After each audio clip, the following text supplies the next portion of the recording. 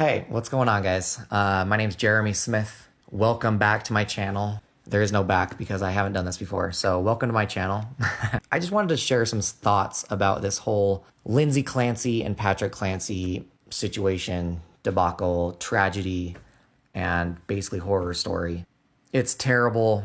It's sad. It's disgusting. It's tragic. It's heartbreaking. It's heart-wrenching. It's complex. It's a little confusing. It's very confusing. I'll just share, I think part of the reason that this is such a big story in the news right now is because who does that? What kind of mother intentionally kills her three young children under the age of 5? As we know, she sent her husband off to the pharmacy and to get some dinner. And when he comes home, he finds her in the backyard because she threw herself out the window after trying to kill herself by slitting her wrists and throat. And then he finds his 3 young children in the basement, strangled with exercise bands, and none of them survive. None of the 3 children survive. Lindsay did survive, and as we know, she's paralyzed from, I think, the neck down, which is also incredibly sad. And for me personally, I just feel so bad about the whole situation. Like, what a terrible situation. I can't imagine going through this. I can't imagine what it's like for her. I can't imagine what it's like for him. And so I just wanted to share a couple of my thoughts as I've been following the story, as I'm sure a lot of you have for the last couple of years. And now as the criminal trial has started this week, I think they're in the 5th day today. I want to share some of my thoughts. I think it's really, really tragic and sad and complicated. I think the jury is going to have a really hard time trying to figure out and decide and parse out what really happened, what her motivation was. I think it's kind of hard to tell. The trial was this week, and I've been watching a little bit of the trial as much as I can. And so far what it's been, the prosecution has been bringing witnesses to the stand. They've brought Patrick Clancy, I think, was the very first witness, and he has a couple days of testimony on the stand. And I thought that was really interesting, really insightful. He shared some new things and some interesting things. Also, they've brought a lot of the first responders on, so a lot of the firefighters, paramedics, police officers, to kind of just describe what they found and what they saw in the basement and in the yard, and trying to bring them back to life and help them the best they can. A lot of the trauma and shock that they felt as they experienced and walked onto this crime scene. Patrick Clancy, my thoughts on him, first of all, he seems like a good guy. I think both him and Lindsay, I want to give them the benefit of the doubt and just say that they were a good couple. They seemed like a good couple. They had these 3 young children. He had a good job. Apparently, he said he works in tech and probably makes good money. They're in a wealthier area, an affluent area in Massachusetts is where they were living. So he has a good job. Lindsay had a great job as a nurse, I believe, at the hospital. And, they just seemed like a regular couple with 3 kids. And I like to think that I'm not in a too much of a different situation from them. I am a little bit, but, I think a lot of us in this age range can relate to having a young family and to having the excitement of kids and a career and also the stress and the anxiety that goes along with that. I think it's relatable. I just feel like they're good people. That's my first thing I want to say. Patrick came across as very honest, as very factual, as very sincere, as very professional and educated, I would say. He wasn't super flowery. I would say he doesn't have a big charismatic personality. He was straightforward, answered the questions honestly, truthfully, briefly, but seemed very professional. And so I thought he did a great job on the stand. He shared a couple things that I thought were really interesting. Since the incident, they've gotten divorced, and I think he's remarried. And so he's kind of past it, but obviously this had to be a huge event in his life. It has to leave a lasting impact, as I can imagine, to discover your 3 children in that state from your wife who did that. I wanted to just talk briefly, really quickly about their personalities. Like I said, I kind of get the feeling that Patrick is a little bit more just really steady, really stable. He seemed level-headed. I just get the feeling that he doesn't have too many highs or lows, that he's not super an emotional guy. He's in tech. I think he's fairly analytical and just pretty straightforward. Of course, I'm sure he has feelings and feels things, but he seems pretty level. Now, the reason I say that is I wouldn't be surprised, and I'm totally just guessing here, but I get the feeling from their personalities that Lindsay maybe started to put more of a burden on herself and take the majority of the weight of raising her 3 children and taking care of them and just being responsible for them. You know, that's probably kind of typical. I don't want to be stereotypical, but typical of women in general. And I wouldn't be surprised if that was the case in this relationship. The reason I say that is because Patrick said that she started to feel very stressed and anxious as they continued to have more children.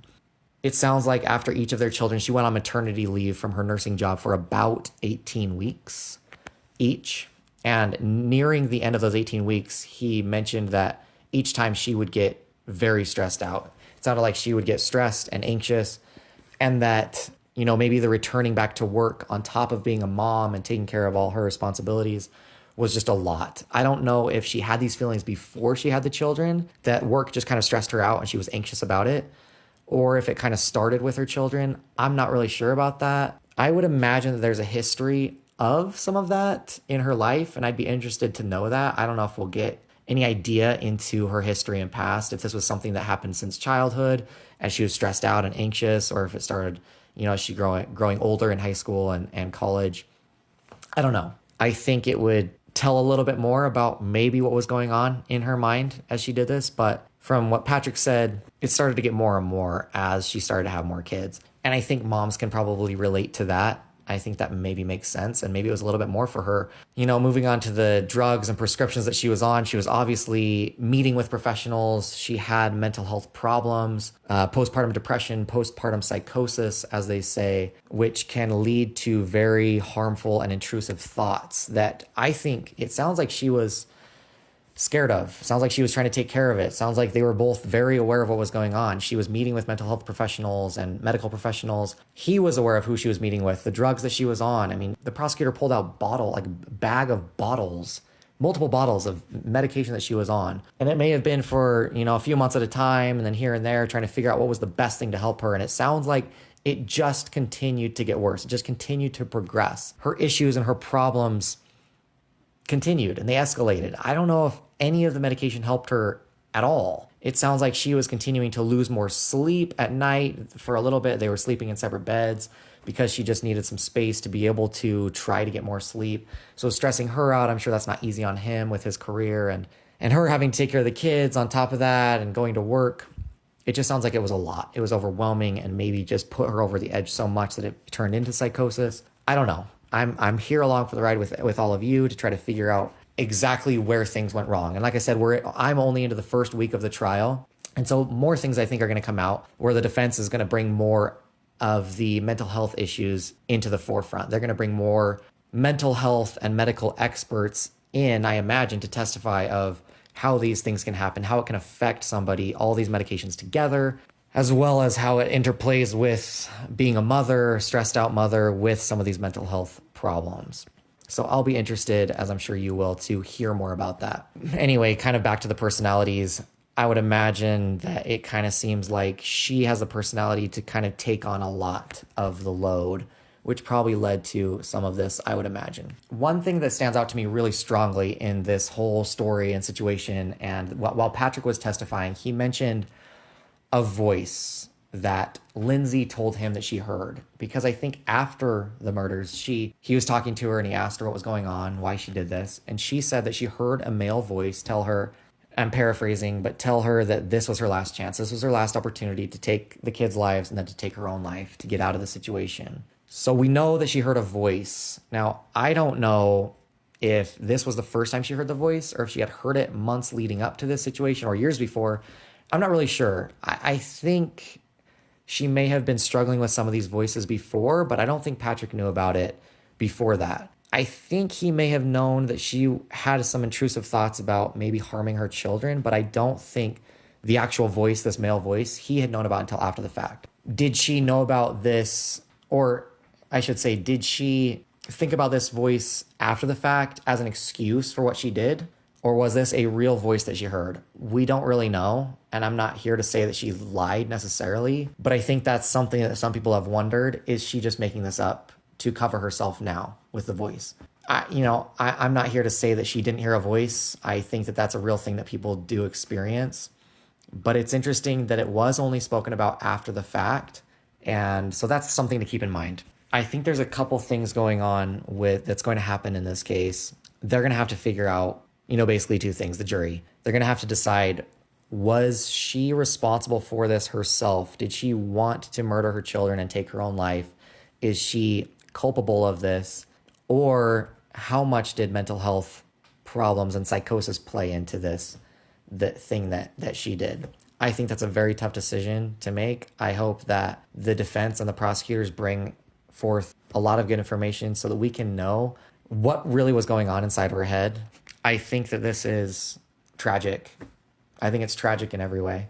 I just, there's no other way to put it. I think a family was destroyed. And whatever happened to Lindsay in those moments to make her do this thing, this terrible act, it's going to be hard to determine what that was. I think it's like a sliding scale from I wanted to do this alone, it was only me, no mental health problems, to the very opposite end of I didn't want to do this at all.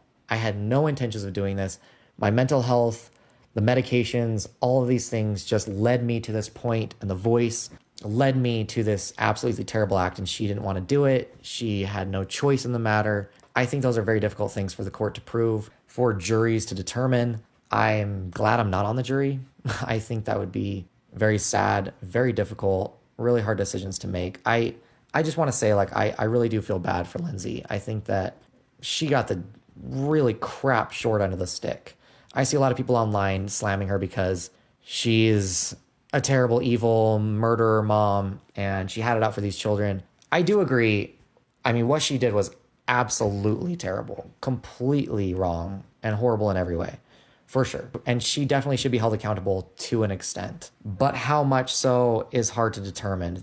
I feel like there were no extenuating circumstances. There was nothing pushing her to do this crime outside of mental illness. There was no extramarital relations as far as we know. There was no financial stress or pressures. There was no problems in the relationship as far as we know. They seemed like a very happy couple. And her, I want to say something flipped where she suddenly had this urge to do this thing. And I don't know if it was a sudden flip, actually. It sounds like it was building over time. And for some reason, the mental health professionals couldn't get it under control fast enough or well enough, or whether she hid it or not and didn't take care of it in the way she should. We don't know. But what I do know is it's awful. It's terrible. I feel bad for her. And it's just a crap situation. She got divorced from her ex-husband and he's moved on. It's a terrible situation for him where he, lost his 3 children and they're gone and he's had to move on with his life, and he'll I'm sure absolutely never forget this situation. I think it's interesting to watch. I am following it. I don't want to take sides too much of like whether she was guilty or innocent or not. I have no idea. That's why they're doing this trial. I'm sure it's very close one way or the other. And I hope that justice is served. I hope that they take care of the situation. They can move on. She can move on with her life. I think for her, it's either life in prison or she goes to a mental facility for however long. Super sad all around. It really does break my heart. I think it's really interesting. The situations leading up to it are complicated. It's confusing. It's hard to know exactly what was happening in her mind. But yeah, that's what's going on. Thank you so much for watching. I really appreciate it. And we'll see what happens. Thanks.